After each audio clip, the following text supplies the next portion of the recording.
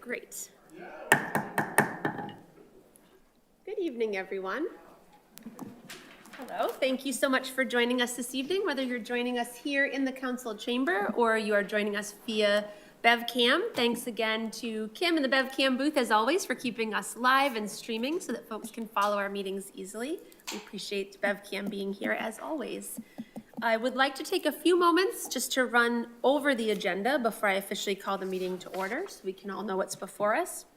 This evening we do have one resident speaker who signed up to speak, and so we will take that speaker probably right at the top of the meeting. We don't have anything else posted until 7:30. That's when we have a first public hearing that was posted with National Grid for 7:30. National Grid has actually requested just to continue that when they are still gathering information we had asked for. So we'll need a vote to continue it, so we'll take that at 7:30. And then we have 3 other posted public hearings at 7:50, 8:10, and 8:30.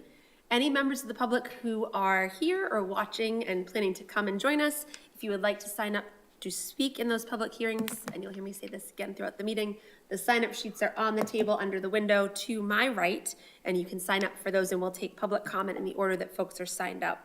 We also have some routine business on our agenda. We'll take a break for some subcommittee work, and we'll be back to finish it all up. So with that, I'll officially call to order this regular meeting of the Beverly City Council, Monday, March 2nd, 2026, 7:00 p.m. Ms. Kent, will you please call the roll? Crowley. Here. Feldman. Here. Hausman. Here. Milady. Here. Rotundo. Here. Sonia. Here. Spang. Here. St. Hilaire. Here. And Flowers. Here. Thank you, Ms. Kent. Councilor Milady, will you lead us in the Pledge of Allegiance? Too. Thank you. I pledge allegiance to the flag of the United States of America and to the republic for which it stands, one nation, under God, indivisible, with liberty and justice for all. Thank you very much, Councilor Milady. For those who were not able to follow our conversation before, we were talking about different vocabulary words that have opposites that we use, like disgruntled, and it turns out gruntled is also a word, so thank you for using that, Councilor. Use it 3 times and it's yours. As I said, we will go right to our resident speaker who signed up to speak. These are public spots for speakers that are available at any of our regular meetings. And so for those who are following, I always like to mention that there are up to 5 of these spots at any regular meeting, up to 3 minutes per speaker, and they can be signed up for by contacting the city clerk no later than 9:30 the morning of the meeting, and they are first come, first serve. They are not spots where you'll necessarily see the council engaged in question and answer or back and forth with these speakers. It's not that kind of a portion of the meeting, but as I always like to point out, it's also still very important for us to hear from members of the public, of the community, and we take those comments very seriously, and often they do come to inform future conversation that we have as a council. So I would like to go to that speaker who signed up, Aya Siddiqui, if you would like to go to the podium, and Vice President St. Hilaire, if you would be our timekeeper. If you hear Vice President St. Hilaire's timer go off, if you would just draw your remarks to a close. Thank you. Good evening. My name is Aisha Siddiqui. I live in Ward 3. My address is on file. Per usual, I will start by reading a land acknowledgement. I encourage the council to amend city council rules and orders to incorporate reading one at the start of all meetings. This meeting takes place on the unceded ancestral lands of the Namkeg and Pawtucket bands of the Massachusetts tribe, from whom the Commonwealth of Massachusetts took its name. With deep respect and gratitude, we acknowledge the indigenous caretakers of these lands and waters who have lived here for thousands of years and who live here in diverse indigenous communities today. I now pivot to concerns about flock cameras in Beverly and our privacy and data security. I'm not the first to speak at this podium about this very matter. Mitchell from Ward 4 spoke on January 20th. Diana, also from Ward 4, spoke on February 17th. I, from Ward 3, and now it is March, echo their concerns. I will read an excerpt from a recent letter the ACLU of Massachusetts addressed to municipal leaders. Here it is. If your police department uses Flock or a similar license plate reader, LPR, provider, we urge you to take immediate action to 1, disable any nationwide data sharing features, and 2, amend contract language that may give the company the legal right to share your jurisdiction's data. We strongly recommend you take the following steps within the next 30 days. 1, inquire with your police department to determine if they use flock safety or other LPR technology. 2, request documentation from your police department showing current flock or other LPR system settings and complete contract terms. 3, if they do use flock or other LPR provider, immediately instruct them to A, disable all automated data sharing with agencies outside Massachusetts, and B, review and amend any contract language to ensure it does not give the LPR company rights to share your municipality's data.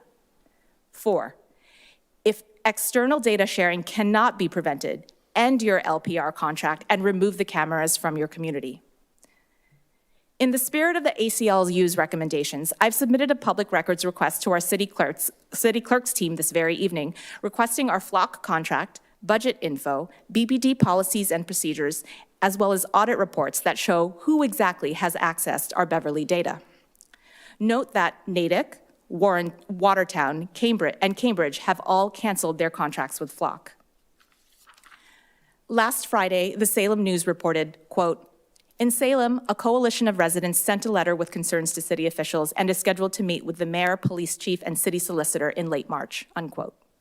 I hope we can begin these conversations in Beverly and protect our residents' rights. I invite you to join in this effort, and in your inbox right now, you'll find resource links from me to learn more. Thank you. Thank you very much, Ms. Tadikwi. And I know that we don't always engage in back and forth, but in the spirit of your comment, I wanted to offer an update that Ward 1 Councilor Rotundo and Ward 2 Councilor Spang, in their capacity as chairs of Legal Affairs and Public Services, are working on putting together a community meeting with our police for residents as well to be able to come. We've heard from folks about this issue, and so I will mention this again at the end of our meeting so that folks who are following will know, but that is coming together, and so we'll get more information about that out as well. Ms. Kent, we have a while before our first public hearing is posted, so let's go to communications from His Honor the Mayor, please. Order number 86, a grant for $1,300 from the Commonwealth of Massachusetts MED Project Drug Steward Program to be utilized for costs to manage medication collection receptacles at the police station. Please refer that to the Committee on Finance and Property. Order number 87, a request for an approval of a 3-year mechanic garage space lease with 51 Park Street LLC. Please refer that to the Committee on Legal Affairs. Order number 88, an FY 2026 interdepartmental transfer request of $241,250 from the reserve for union negotiations to fund retroactive costs back to July 1st, 2024. Please refer that to the Committee on Finance and Property to set a public hearing. Let's go to communications from other city officers and boards, please. Order number 89 from the city clerk, an approval request to appoint Assistant City Clerk Sarah M. Kirker to clerk of committees. Councilors, we can approve this on the floor. I would entertain a motion to do so. Is there any further discussion? All those in favor? That carries 9-0 with our thanks and congratulations and also welcome to Ms. Kirker, both to her role as Assistant City Clerk and Clerk of Committees. Thank you very much. Order number 90 from the city clerk, a renewal application for a pawnbroker's license for Neon Group, Inc., DBA Cash Point, 7 Bridge Street. Please refer that to the Committee on Legal Affairs. Order number 91 from the city clerk's office, a renewal application for a secondhand dealer's license for, I think it's Neon Group, Inc., DBA Cash Point, 77 Bridge Street. Please refer that to the Committee on Legal Affairs. Order number 92 from the city clerk, 2026 renewals for flammable registrations. Please refer that to the Committee on Legal Affairs as well. Let's go to communications, applications, and petitions, please. Order number 93, a notice of Phase 2 comprehensive site assessment report. I would entertain a motion, councilors, to receive this and place it on file. All those in favor? That carries 9-0. I'll just mention again, under unfinished business from a previous meeting, we have Order 61. It's a letter from Councilor St. Hilaire and Milady requesting a meeting to talk about the city's use of and plan for Camp Paradise. Councilor Milady, I know that you were not able to be here at the last meeting. I had shared that the mayor is very willing to have that conversation, asked if we could do it in the context of a regular council meeting to make it easiest for the public to follow. And one of the department heads requested is going to be returning from a surgery, and so he just asked if we could do it following that. And so I shared that with Councilor St. Hilaire. I share it with you, and so we'll keep that before us and have that coming up. at a regular meeting. I would entertain a motion to take a break for some subcommittee work. All those in favor? That carries 9-0, so we will take a break for some subcommittee work. We, counselors, if you could be back at 7:30 so we can start taking care of some of our public hearings. 7:30, just to vote to reschedule that one. No, thank you for checking. Let's have finance and property here. Let's have legal affairs, please, in the committee room, and public services. Yes, absolutely. Thank you for checking, yes. Anybody who's here for that public hearing will get to speak before it continues.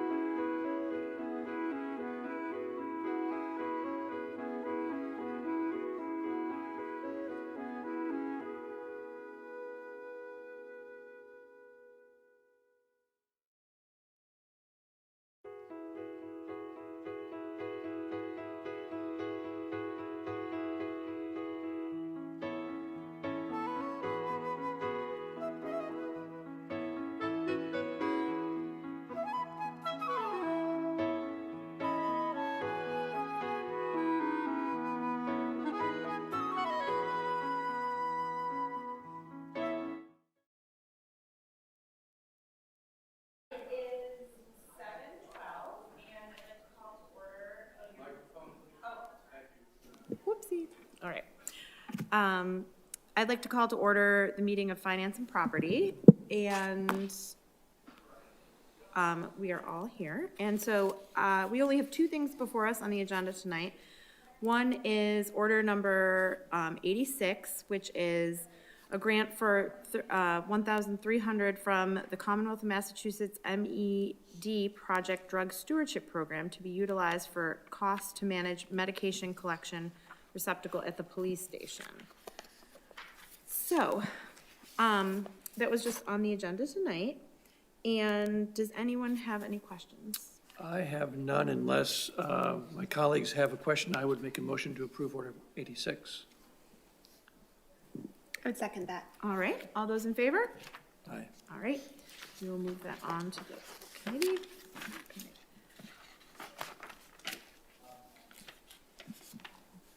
All right, and then we have order number 88, which is FY26 interdepartmental transfer request of $241,250 from the reserve for union negotiations to fund retroactive costs back to July 1st, 2024. And this is to set a public hearing, and I would entertain a motion to set that public hearing at 7:45 at our March 16th meeting. So moved. Second. All those in favor? Aye. All right. That is all the business we have on the agenda for today. So with that, I would entertain a motion to conclude the meeting of Finance and Property. I make a motion, we adjourn. Second. All those in favor? Aye. Aye. All right, Thank you. meeting adjourned.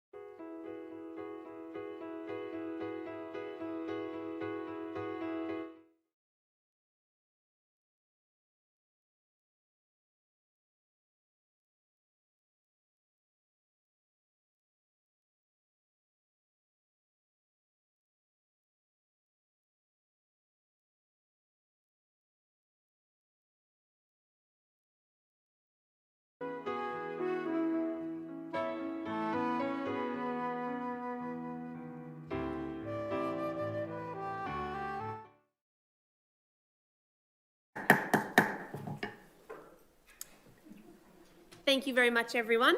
Call the full council back to order after that break.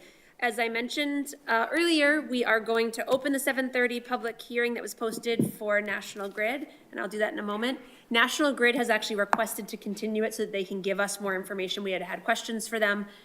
We do have one public speaker here, though, had signed up to speak, and so I'd like to give that person opportunity to speak because I never want someone to come here and then our schedule has changed or National Grid's has changed and people don't get a chance to speak when they've taken their time. So we'll officially open it and then I'll call you up, Ms. Collins. Thank you so much. I know you know this drill.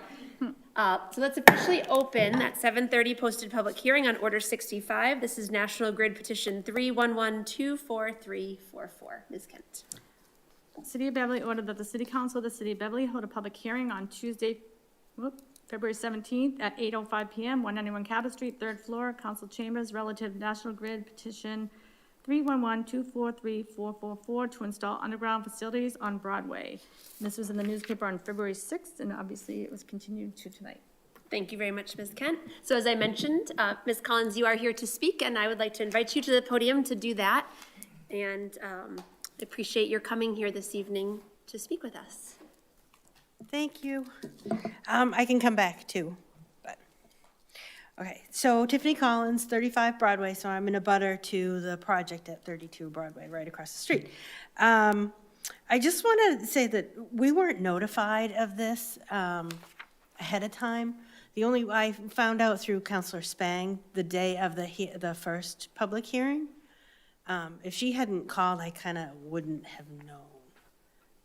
And I would have liked to have known about this, and now I do, so I'm fine. But, and it's just another part of this project that's becoming increasingly frustrating for us. And I'm gonna stick to the construction part of it, but we're becoming, just to put it out there, we're becoming increasingly frustrated with parking on our street and the size of this project. The size of this project is way bigger than we ever thought that it was gonna be. That being said, that's probably for another hearing.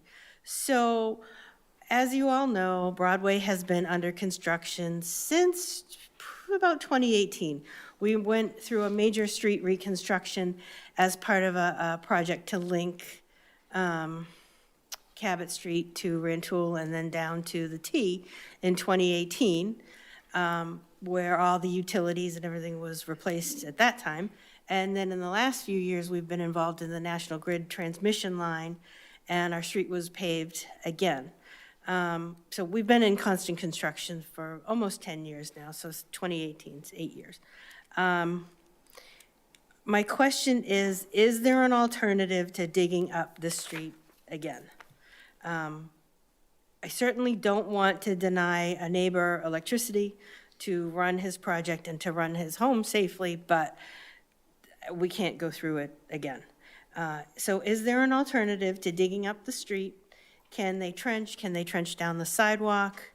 And then one other thing, if he needs electricity, does he also need water, gas, sewer, communication, cable, anything else that needs to go down the street? So are they gonna keep asking to dig and dig and dig? And I think that's all I have. Thank you very much, Ms. Thank Collins. you. Appreciate that you were here this evening and appreciate that you took the time to be here with us as well. So, councilors, as you heard me say, National Grid requested that we would continue this so that they would have time to get us some of the information to questions that we had raised. And so I would entertain a motion to continue this public hearing to our April 6th meeting at 7:30 PM. All those in favor? That carries 9-0, so that will be continued, and we will pick this back up on April 6th at 7:30. Ms. Collins, you are certainly welcome to come back and join us if you would like, but you could also follow on BevCam and whatever works best for you. But we'll have National Grid here then to answer some questions. Thank you. I would, actually, Ms. Kent, let's go to report. Are you ready to report some committees? Let's do reports from committees with what we've got coming out already, knowing that that's probably true. Let's go to reports from committees. please. Order number 86, the Committee on Finance and Property, to whom refer the matter regarding a grant for $1,300 from the Commonwealth of Massachusetts EMD Project Drug Stewardship Program to be utilized for costs to manage medication collection receptacles at the police station, have considered said matter and beg leave to follow. Recommend the application be granted. Are there questions or comments on this one? Question comes on the acceptance of the proposal and adoption of the order. All those in favor, aye. That carries 9-0. Order number 88, the Committee on Finance and Property, to whom refer the matter regarding an FY 2026 interdepartmental transfer request of $241,250 from the reserve for union negotiations to fund retroactive costs back to July 1st, 2024. Have considered said matter and beg leave to follow. Set the public hearing for 7:45 PM on 3/16. I would entertain a motion to set that public hearing as recommended by the subcommittee for our March 16th meeting at 7:45 PM. All those in favor? That carries 9-0, so we will have that hearing for our March 16th meeting. Order number 43, the Committee on Legal Affairs, to whom refer the matter regarding a proposal to create a temporary special committee to explore options for addressing the looming 2027 forecasted budget deficit, have considered said matter and beg leave to follow. Recommend the council approve this request. Are there questions or comments on this one? Question comes on the acceptance of the proposal and adoption of the order. All those in favor, aye. That carries 9-0. Order number 90, the Committee on Legal Affairs, to whom refer the matter regarding a renewal application for pawnbroker's license for Nyon Group, Inc., DBA Cash Point, 77 Bridge Street, have considered said matter and beg leave to follow. Recommend the license be granted. Questions or comments? Question comes on the acceptance of the proposal and adoption of the order. All those in favor, aye. Carries 9-0.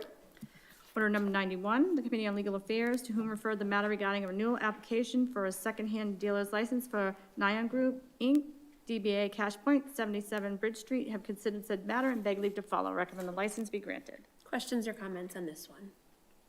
Question comes on the acceptance of the proposal and adoption of the order. All those in favor, aye. That carries 9-0.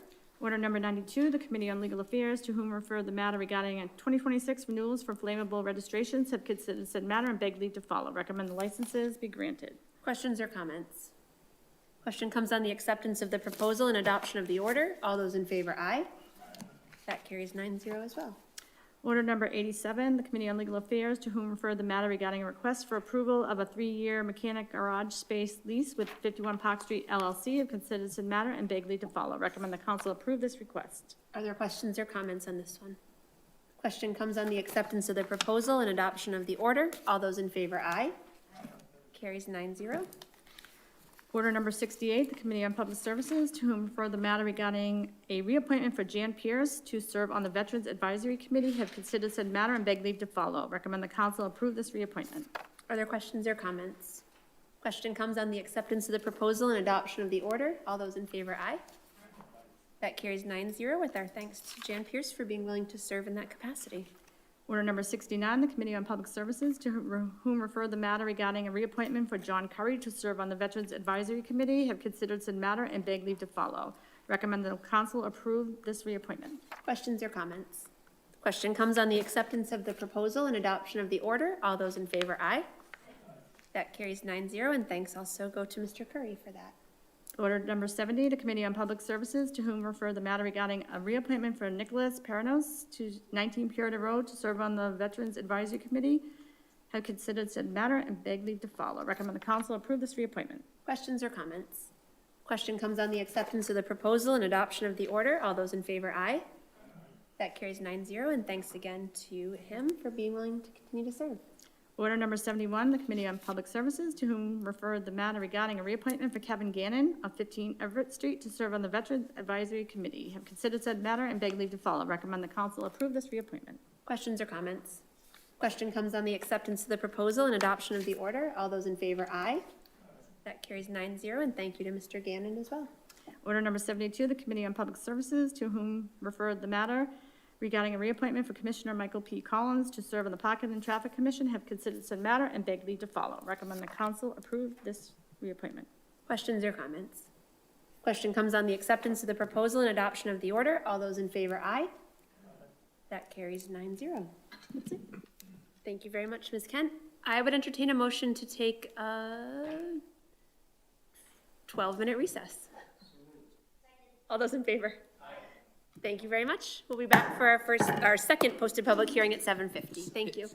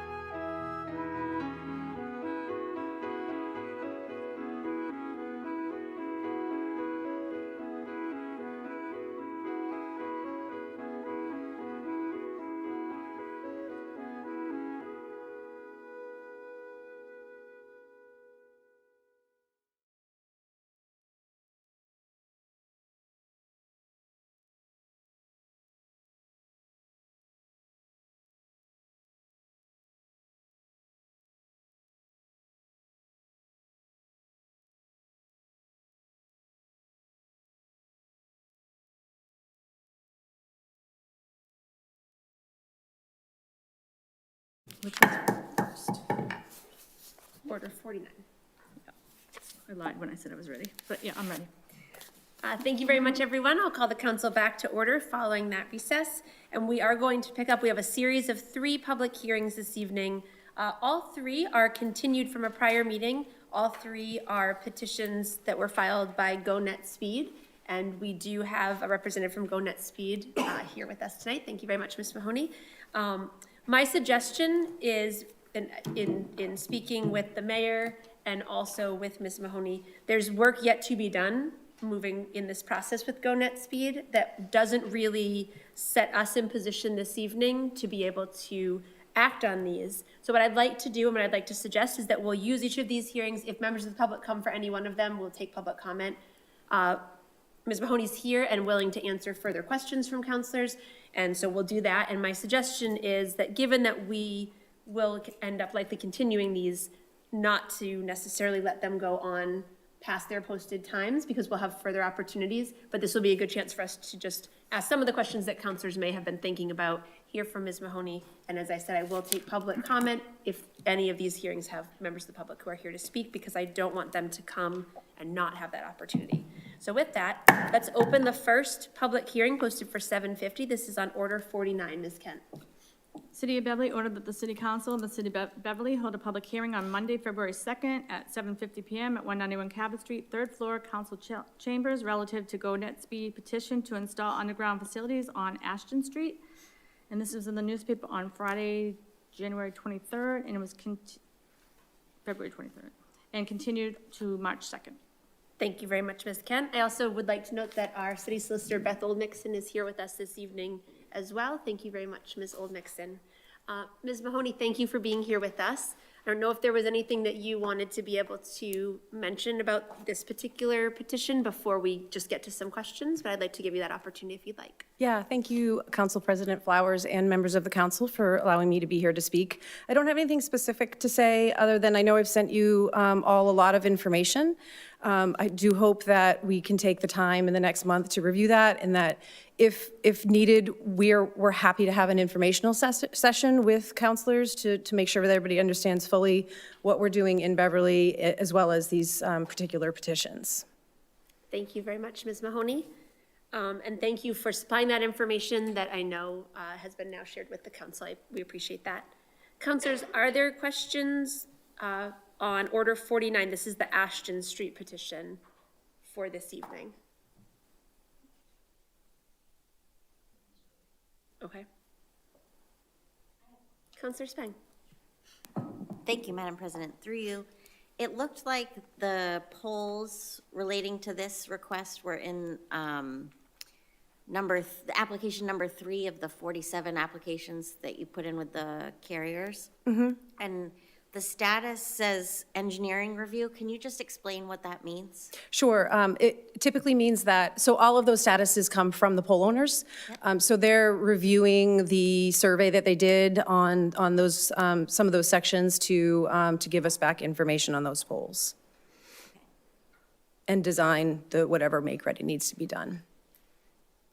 That's it. Thank you, Councilor. Thank you. Are there other questions or comments? Oh, Councilor Houseman, please. Good evening, Heidi.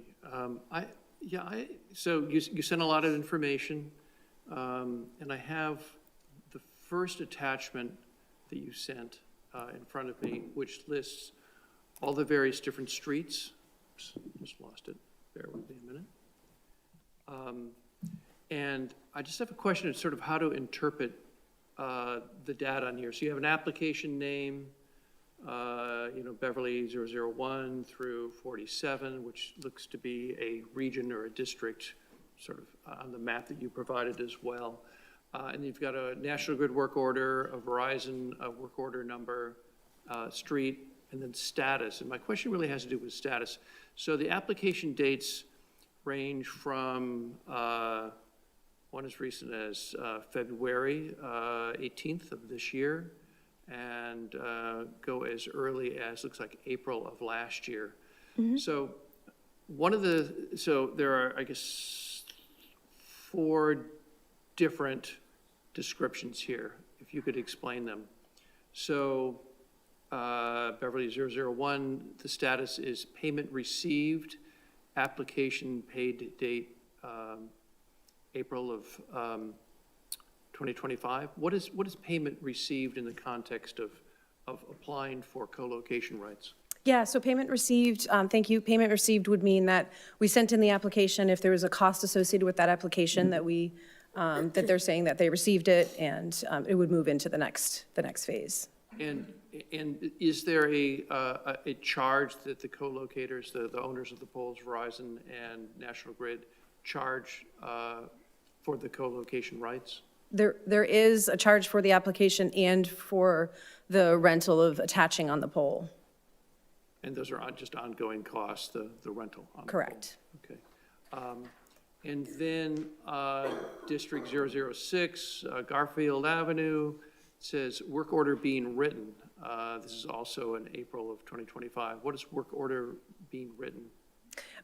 Work order being written would also be coming from the pole owners. They're writing a work order to send crews out to do the work that they surveyed for the pole. Could you elaborate a little bit? So when they go out to the pole, what are they looking to figure out? So they need to look to see that attachments on their pole are in the proper safety zones that they need to be in. They have to be a certain distance from other attachments and from power. And in order for us to safely attach, they have to determine where those attachments are and where we would attach.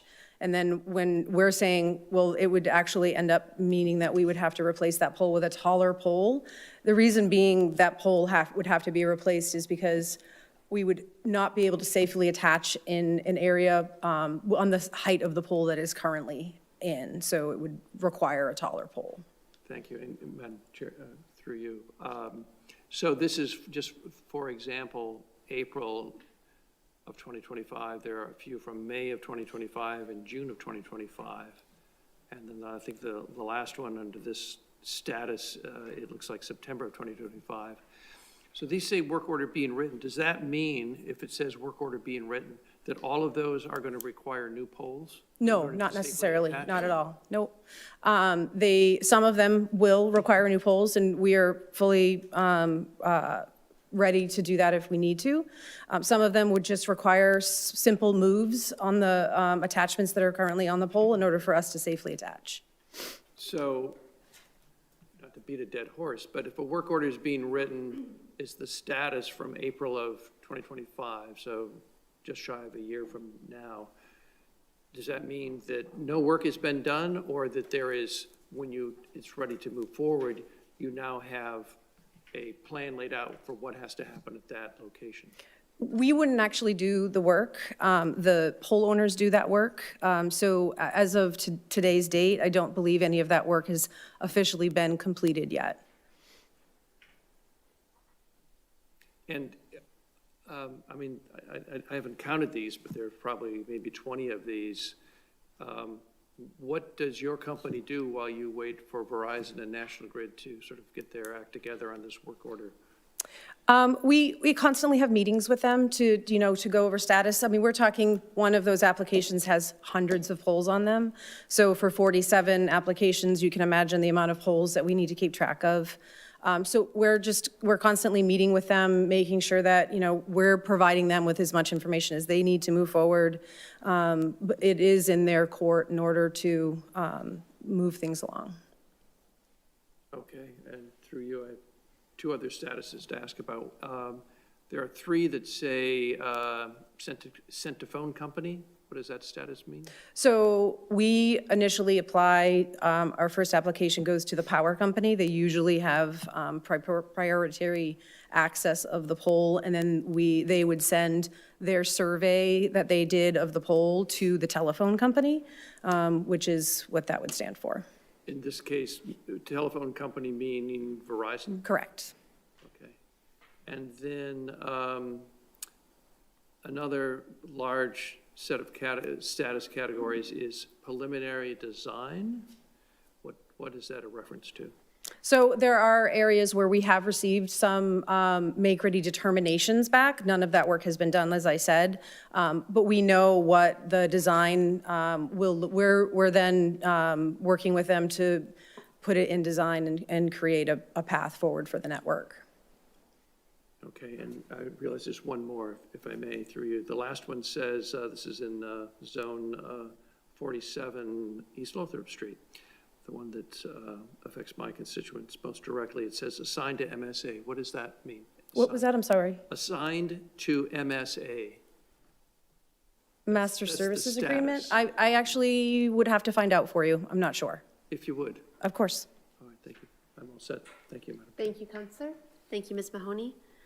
Are there any other questions from the council on this particular petition? This is for Ashton Street. Oh, Counselor Spang. Thank you. It looks like this petition crosses 3 sewer laterals and 1 water lateral. So I didn't know if you plan to, I gotta check the right paperwork, but the type of drilling that you plan to do, if it would be trenching to make sure that you're not hitting those, or? We'll try to avoid trenching as much as possible because it is the most disruptive. We would probably, because we are going only 24 inches into the ground, we would obviously meet with the DPS out there to walk it. Like we've suggested, we would do test pits to make sure that we're in the area that we need to be in, as well as dig safe. We obviously would use dig safe. Likely, we would be doing directional drilling, which actually doesn't disturb, we don't open huge, long pits to get our product in there. Does that answer your question? Yes. Okay. Thank you. Thank you, Counselor. Counselor Rotundo. Thank you, Madam President. Just for clarification, I know we kind of went back and forth on it at the last meeting. If you were not to be granted the location for directional, any trenching, whatever, Yep, you would then therefore have to extend the pole or replace the pole to be taller, correct? that is correct. And so that's really the only difference between you coming to us for a grant of location and possibly disrupting, as I said, if someone wanted to do planting in the future, whatever the case may be on the soft skate, or you guys taking on assuming the expense of putting a new pole in, correct? Yep, it's not just expense, it is time. The amount of time that it takes to replace a pole and then reattach all the attachments from, every attacher has to come out and move their attachments.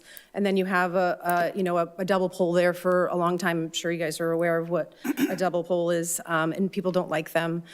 So yes, expense is part of that, but we'll proceed with pole attachment if we don't get these petitions, either way.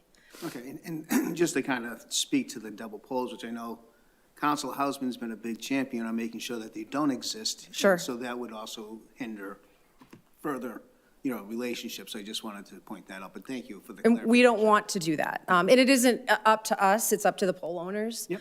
And they make the determination. Okay, thank you. Thank you, Counselor. Solicitor Olmixon, I'd like to invite you to the podium if there's anything that you'd like to be able to weigh in on.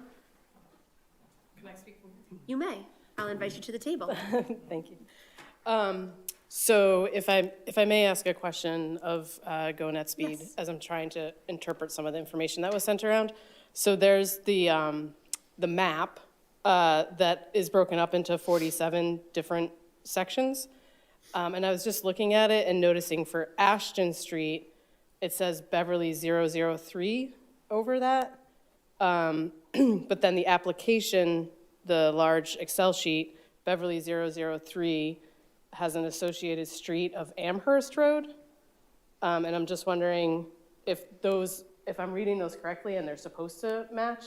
Yeah, so the streets that you're seeing in the spreadsheet are one street within many. Like I said, there are hundreds of poles on each application. So knowing that those particular streets, Ashton Street is within that application, to list all of the streets that would be incorporated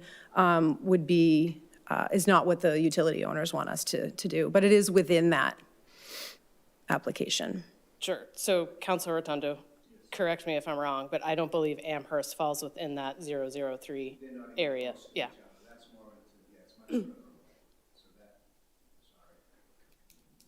Oh, yes. Could you unmute, please? So from a geographical standpoint, you're looking at Bridge Street area as opposed to Nuffield over by Beverly Golf and Tennis. And so you're saying that that whole area is 003? I'd have to look and pull that up, that particular application up for you. And I'm happy to do that. I can send that to you. All right, thank you, Solicitor. Solicitor Olmixon, did you have a follow-up or other I questions? have one more, Yes? if I'm not taking No, over please everybody's continue. time. Believe me, I'm trying to learn engineering on the fly here. So then, also you had indicated, if I may, in your email that areas 21, 17, and 47, I believe, are the ones related to East Lothrop and East Street. And so then when I was looking at those are all 17 and 21 are at the work order being written status, and 47 is the one that is assigned to the MSA. And I wasn't sure if you could maybe explain why those are at two different stages when you're looking to go into the ground in that area. Like I said, I do have to double check what the MSA stands for, just to make sure that I'm giving you the correct information. When we originally applied for the polls that we now are putting a petition forth for the segment, I think that they had pulled those polls out of the application knowing that they were going to take a long time, and then have recently put those back into a separate application, knowing that it may be possible that we have to go forward with poll attachment as opposed to the underground. So that's probably likely why it's in a different status. Thank you, Solicitor. Thank you, Ms. Mahoney. Counselors, are there any other questions on this particular petition on Ashton Street? Counselor Houseman. Yeah, if I may, two follow-up questions, sort of relate to the same thing. The map that you have, which is very helpful to sort of get a sense of the districts, and really sort of brings home the overall plan of what GoNet Speed is intending for the city. We have before us 3 applications for conduit digging under the ground, right? When you look at the totality of the city of Beverly, are these sort of the tip of the iceberg of these kinds of applications that we can expect to get over the course of time when you do your build out? Or are these just sort of already been determined, this is pretty much all you're going to be asking for? When you say applications, can I just clarify, do you mean the poll applications? I mean the 3 applications. The petitions? 3 separate order numbers we have for city council right Yeah, now. We've got 3 yep. different locations. Yep, so currently there's 3 in front of us, that's what we know. We've received Make Ready Back, knowing that those are gonna be high time, high cost pole replacements. We suspect there's going to be 10 to 15 in total that we would look at, knowing that in addition to those 10 or 15, that we would also have other pole replacements that we wouldn't put in front of you for a pole bypass. So if I may, Madam President, 10 or 15, if you're sort of estimating the universe of applications that we might expect as a council to see like this from your company, 10 or 15 beyond the 3 that we have here is sort of your working estimate. Total, so 15 total, including the 3 that are in front of you. Okay. All right, thank you. And then a final question.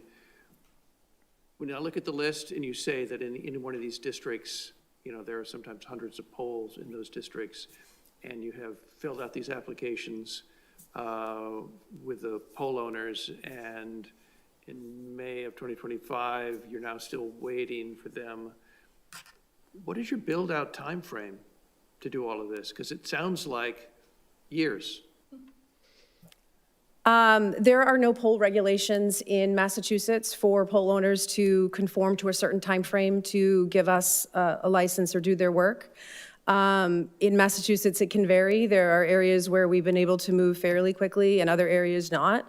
Like I had mentioned before, it is fully out of our hands. Once we pay that Make Ready invoice saying, yes, we agree with your Make Ready, we're going to pay you to do the work. It's then in their hands to make sure that work gets done safely and correctly, and then give us a license. Our actual work, once we get out into the field to actually put our fiber on the poles.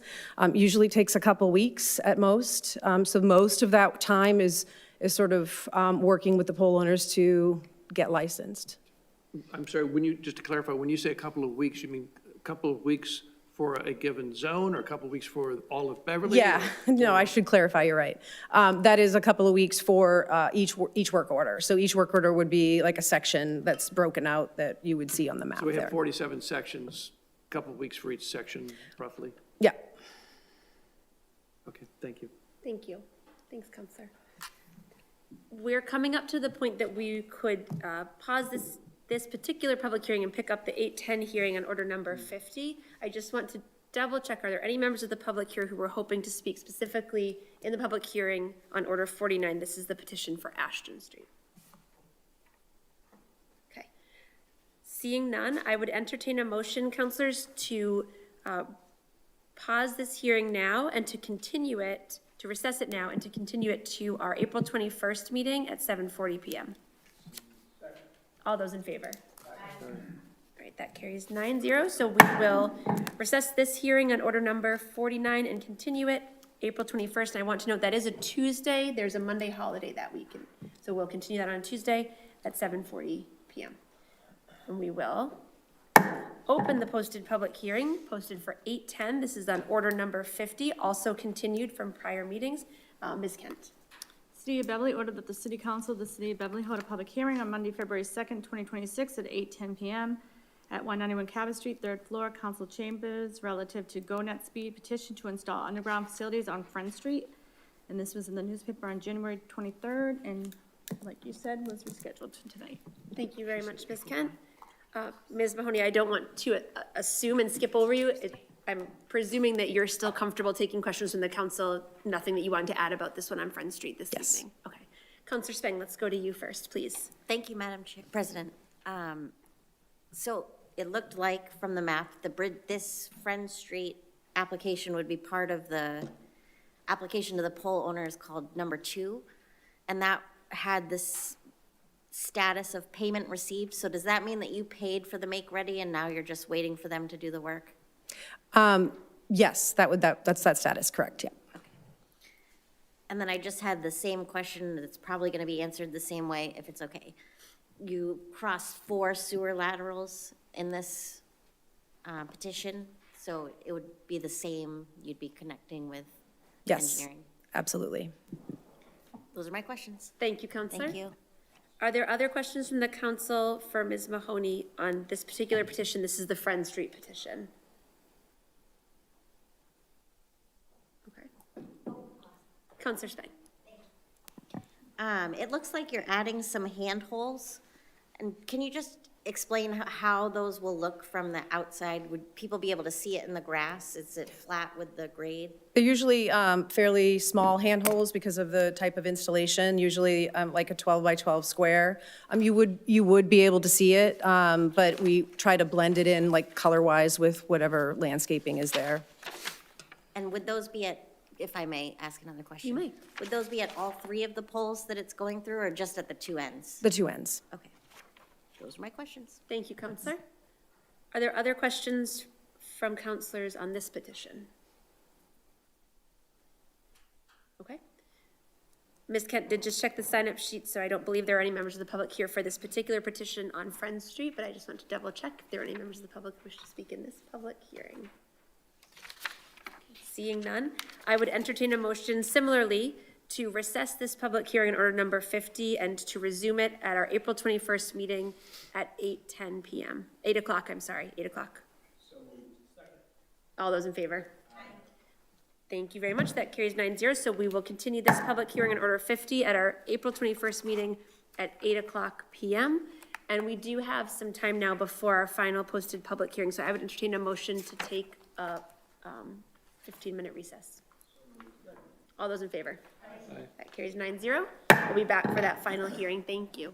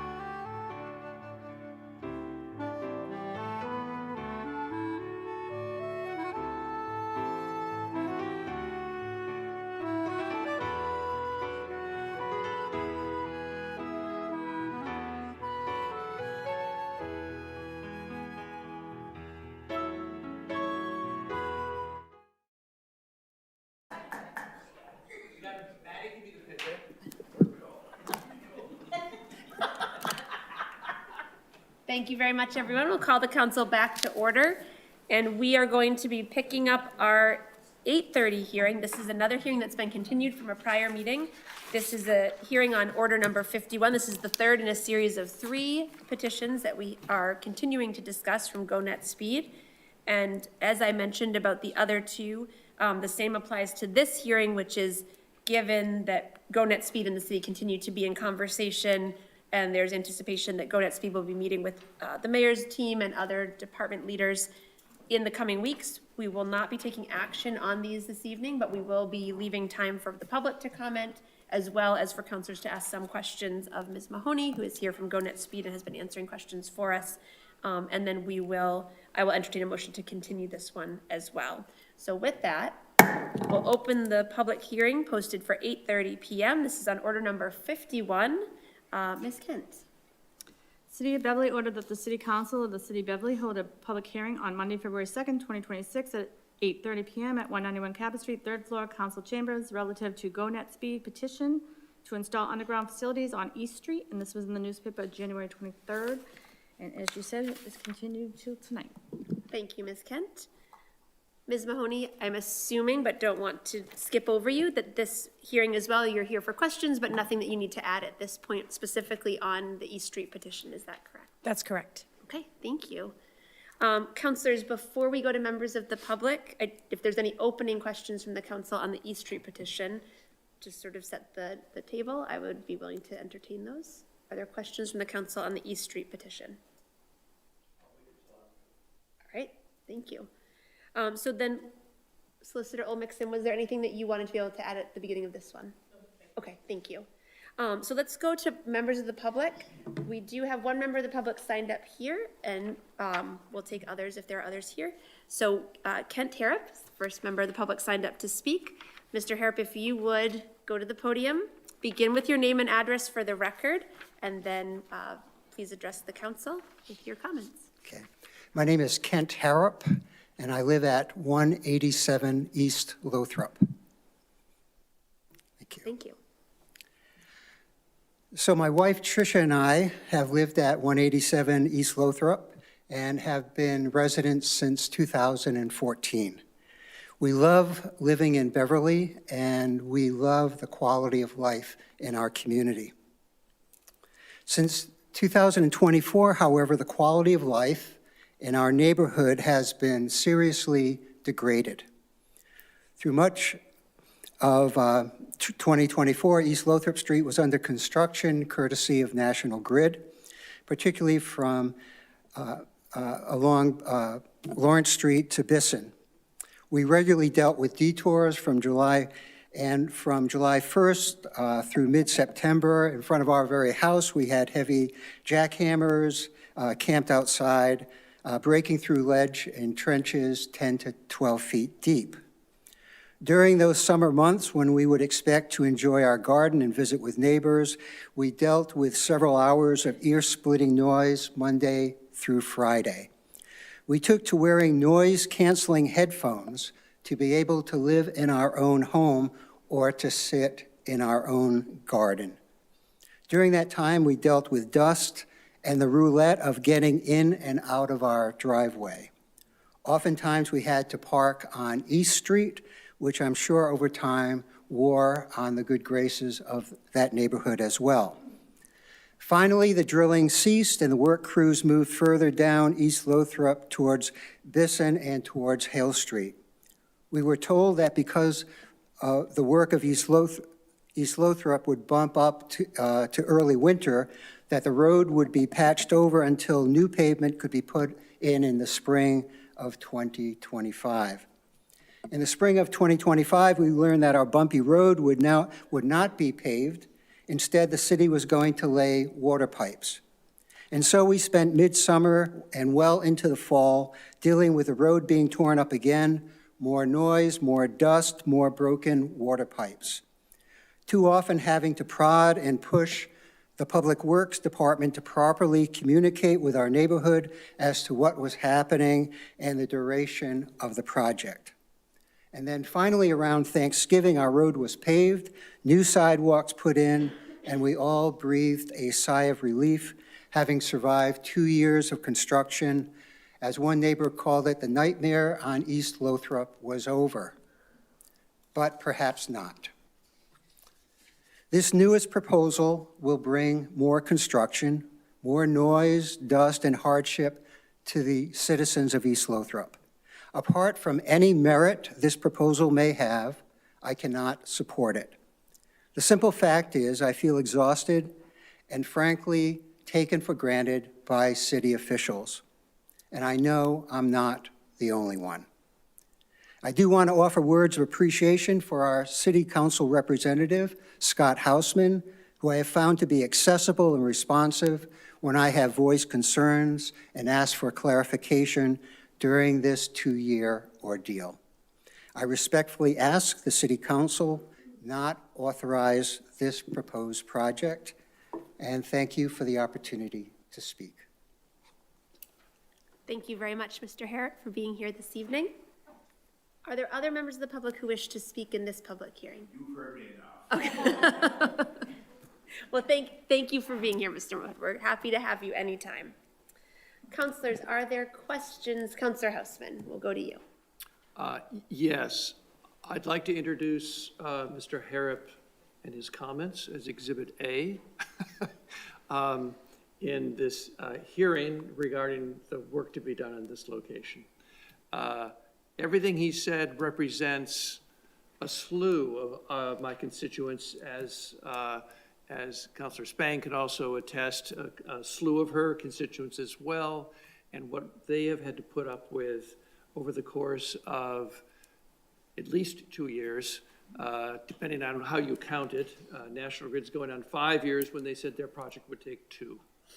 So with that, I guess what I would like to, well, I have a specific question for a GoNet Speed representative, but I guess I would, before asking the question, ask her if she would directly respond to what she just heard in terms of what their project is likely to have in the way of impacts in their neighborhood.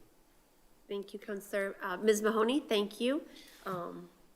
You heard Councilor Hausman's question reflected through me to you, which is for you to be able to respond to some of the concerns that you heard voiced. Yeah, thank you. And we do understand the disruption that this particular section, this particular road has gone through Councilor Hausman and the public speaking at both this hearing and at the last one. So we appreciate the concern that people have.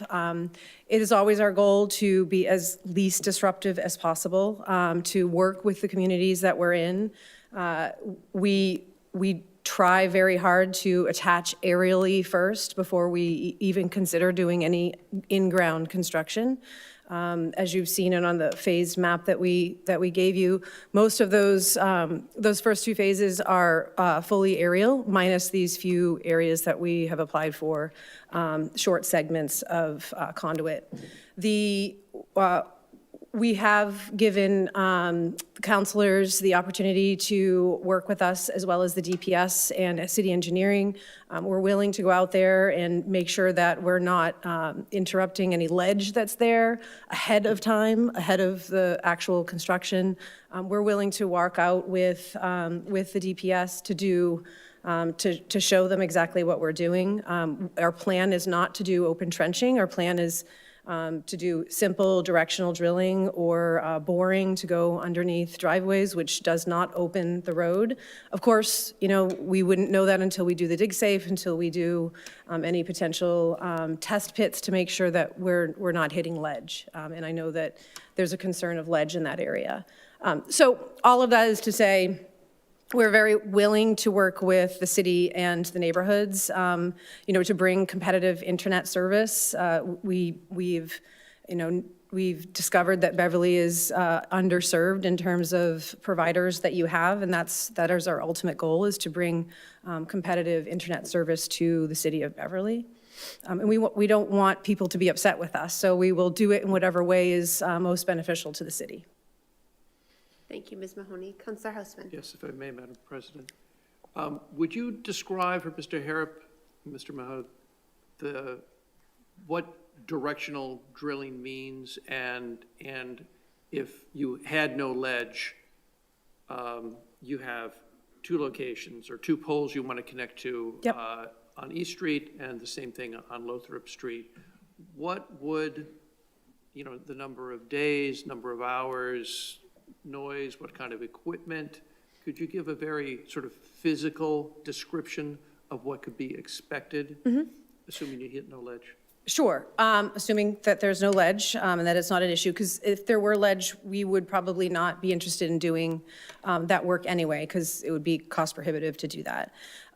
So a directional drill is a machine. It is, it basically takes the conduit and the fiber all in one piece, and it goes 24 inches under the ground.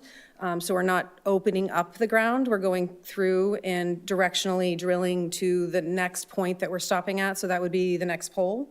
And then it's all in one shot, so the conduit and the fiber both go through at the same time. That typically, for a segment, for these two segments, I think it's 300-ish each for each segment on each street. Typically would take a couple of days to do. And then restoration, if there needs to be restoration, would happen right after, obviously depending on weather, and in the winter would be more challenging. We would wait until it was warmer out for the ground. And then to go under driveways, we would do what we call missiling. It's a boring technique where it's similar technique where we would dig a small pit, 24 inches at max. We would put it looks like a little missile, and it goes underneath the driveway and onto the other side, and then we would close it up, and then same thing, it would be the conduit and the fiber go together with it, so it's just sort of one shot that goes through. Same thing, that whole section, including driveways, would be a couple of days. Thank you, Ms. Mahoney. And if I may follow up, Madam President, the machinery that you're talking about, how big is it? How noisy is it? Is it a diesel engine that's going all day long? What is it like? What would they expect? I would have to I'm not the construction person, so I don't want to give you the wrong answer. So if I were able to maybe send you some information on the directional drill itself and what it looks like, I'd love to be able to follow up with that. I mean, there is noise associated with it, but we're not out there for a prolonged period of time. Okay, yeah, and just for the record, it's 237 feet on East Street and 385 feet on East Lothrop. And if I may I invite my two constituents and see if they have any follow-up questions at this point for the representative? We can do that. I'd like to go to Counselor Spang. She's been waiting, Sure. if that's okay. And I also see Solicitor Olmixon. Are you moving because you have something you'd like to add? So if it's okay, I'd like to get those That's things fine. out. And I do then- have one yeah. follow-up question, but I can wait. Counselor Spang. Sure. I just had a question because it looked like application number 47 includes 3 of the 7 polls from this work order. Do you know why those were reapplied? Because they're also all included in number 21. They were originally included in 21. We pulled them out because those are the ones that we were flagged for replacement to attach. And then when we thought maybe it wouldn't happen, we reapplied to make sure that they were on their own application, so it didn't hold up the other application or the other poll work. Is there a way to know that they were removed? They're still listed under number 21, so is it? Is there a way to know? I mean, I could ask my licensing team. I know that they were originally removed, which is why you see a duplicate there. So I would have to ask the licensing team. And then if I may, one other question. Yes, please. From the statuses, they go from 2 to 9. Am I right that 2 is the earliest and 9 is the latest? You're correct. And how many more phases are there after 9 before you have the final license issued?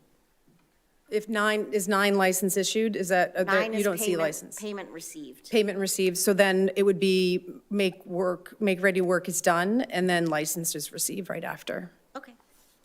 Those are my questions. Thank you, Counselor. Solicitor Olmixon, I'd like to invite you to come back up to the table if you have something you'd like to ask or add. Thank you. If I may, I have a question. Yes, coming through you. please. So I'm looking at the 21 application, and after hearing this, Counselor Spank's question, this might be moot, but I see that the poles, which are part of the grant of location request for East Street, is pole 2644 to pole 2646, which is in this 21 application, but of course there's, you know, several other poles. And what information did you get back that led you to understand that these were the poles that you had to bypass versus all the other poles in that application? They told us that they would have to do a pole replacement. A pole replacement? Yes. Okay. All right. But is that in any of the information that you sent to us, the pole replacement requirement? The make-ready information, we didn't send you the make-ready back from we just sent you the original application as asked for. Okay. All right. Thank you. Thank you, Solicitor Lipixon. Thank you, Ms. Mahoney. Counselor Houseman. So, two questions. One is, the next hearing, I think, is April 21st. Will you be doing the soil testing to see if you would hit granite ledge between now and that hearing? So to do soil testing, we still need to get permits to do that. So we would need to work with the DPS, and they did indicate to us that those would probably be attached to these petitions in order to get permission to do that. We have to have another conversation with them, and we'll talk through that with them, what that might look like, but that's what they indicated to us. So to be determined, Correct. but possibly. Yes. Okay. And then the last question I guess I have for the moment is, Beverly's a big place, and you're trying to do these 3 particular locations. But where do you start your lines? There must be a station point where you begin and a station point where you end, or there must be nodes where you're building a network. Can you describe what that is? Sure. Where those are? Yep, we call it an OLT or a POP site. A POP site is point of presence site, where our nodes basically come together, where the communication for the network is. And that is actually off of East Lothrop Street.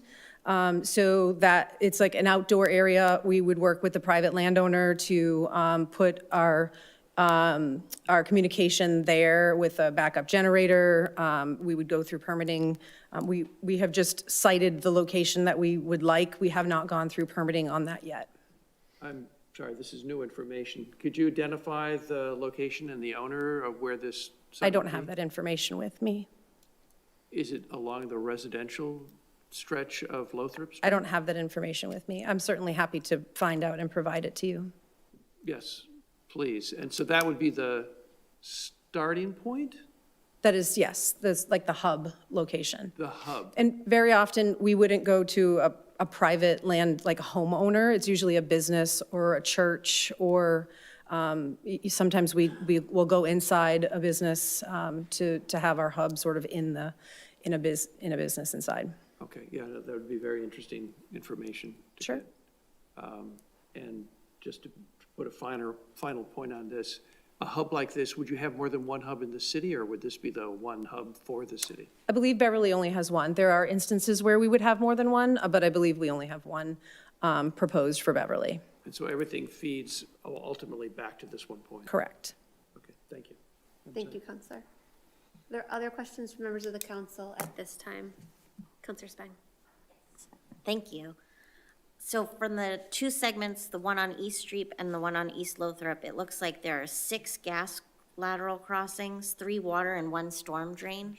The storm drain was kind of a wrinkle for me, but I just wanted to flag that those are all the crossings in these. Same answer as before. The dig safe will 100% verify those for us. We're only digging 24 inches down. We would make sure we met any setbacks that we would be required to meet in order to safely not disrupt those utilities. Understood. And it looked from your plans like when there is an existing utility, you go 12 inches below it. That's what the plan contemplates. So it may be more than 24 inches down then. I think it depends on the dig safe and where the utilities currently are, but typically 24 inches is about what we usually see. Okay. Thank you, Madam President. Thank you, Counselor. Other questions from the council on this petition for East Street at this time? Okay. So I will ask members of the public, were there any further comments from members of the public at this time? I have one. Mr. Wood, can I invite you to the podium, just so that, to avoid some of the crosstalk, it's harder for folks on BevCam, and then, I know this is somewhat unusual, but if you could direct your questions to me, and then, of course, Ms. Mahoney, I can invite her to respond. Hi, I'm David Mahood, Thank you. 191 Lothrop Street. Thank you. And I just have a question relative to the process. So Verizon and National Grid own the poles, I'm understanding. So you petition that, or you lease from those pole owners? Is that the typical process? And does that end up being a contentious situation, or is that something that you do consistently and regularly? Thank you, Mr. Wood. Ms. Mahoney, if you would, I'd invite you to respond to that question about how that pole owner process works. Yes, the pole owners are required to allow us on the utility pole. They can tell us how we're allowed to attach to the utility pole. They can safely in whatever distances are required by the other utilities that are on that pole. That's where they do the survey and give us the make-ready estimate to make that pole ready for our attachment. We work with Verizon and National Grid, Eversource, all of the utility pole owners very consistently.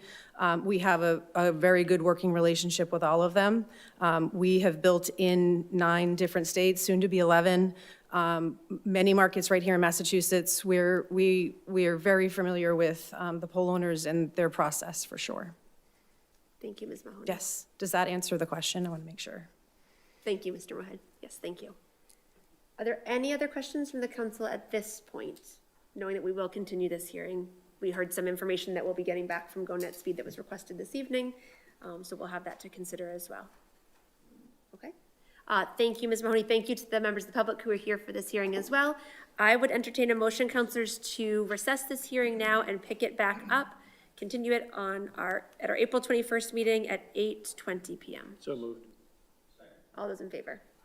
That carries 9-0. We'll close it for now, recess it for now, and pick it back up on April 21st at 8:20 p.m. And again, I'll mention that is a Tuesday night meeting because there is a Monday holiday that week. So I'll just note that's unusual for us. So for those following, you'll want to be here or following along on BevCam on Tuesday. That does bring us to the conclusion of our agenda for this evening. Are there announcements or reminders from members of the council before we adjourn? Yes. Councilor Spang. Yes, Councilor Houseman and I are hosting the National Grid Citizens Advisory Committee meeting this Thursday at 5 o'clock. It's an only online meeting, but you can find the address and the agenda that's posted through the city clerk's office. Thank you very much, Councilor Spang. Councilor Rotundo.